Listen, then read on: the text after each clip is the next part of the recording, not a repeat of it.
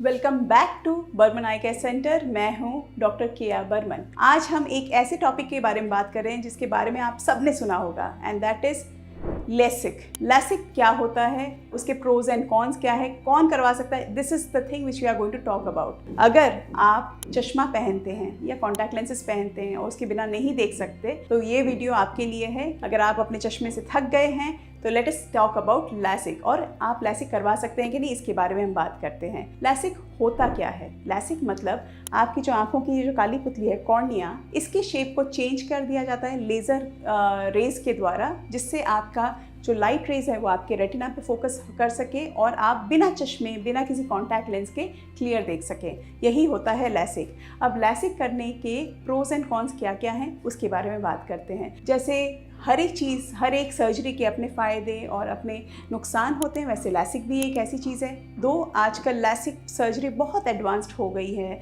और अच्छे सर्जन के द्वारा, अच्छी मशीनों के द्वारा अगर लैसिक सर्जरी करवाई जाए तो आपको कोई तकलीफ नहीं होती। बट छोटी छोटी कुछ माइनर प्रॉब्लम्स जैसे कि ड्राई आइज़ या हेलोज इन द नाइट जब आप ड्राइव कर रहे हैं, ये बहुत कॉमन सी चीज़ है जिसको बहुत ईजीली करेक्ट भी किया जा सकता है और वो आपका बॉडी आराम से उसको ईजिली एडजस्ट भी कर लेता है। तो अगर आप इन सब को जानने के बाद भी लैसिक करवाना चाहते हैं तो लेट अस टॉक अबाउट कि कौन कौन लैसिक कर सकता है। Are you a good candidate for LASIK surgery? Let's know about that. सबसे पहला पॉइंट, आपकी उम्र 18 या 18 से ऊपर होनी चाहिए और आपका जो ग्लास पावर है वो 1 साल से ऊपर कांस्टेंट रहना चाहिए, यानी कि सेम रहना चाहिए, पावर बढ़ते नहीं रहना चाहिए। That's the first point. Second point ये है, आपकी आंखों में कोई आई डिजीज़ जैसे कि यूवियाइटिस, ग्लोकोमा, कैटरैक्ट, ऐसी कोई चीज़ नहीं होनी चाहिए जिससे आपकी आंखों को बाद में डैमेज हो सकता है। तो इन सब चीज़ों का भी हमें प्रॉपरली एक आई डॉक्टर के साथ चेकअप करवा लेना चाहिए। तीसरी चीज़ है कि अगर आपकी डायबिटीज़ या प्रेगनेंसी है या ऐसी कोई कंडीशन है तो डायबिटीज़, ऑटो इम्यून कंडीशंस को कंट्रोल करके या फिर उनको ट्रीट करके हमें लैसिक कराना चाहिए।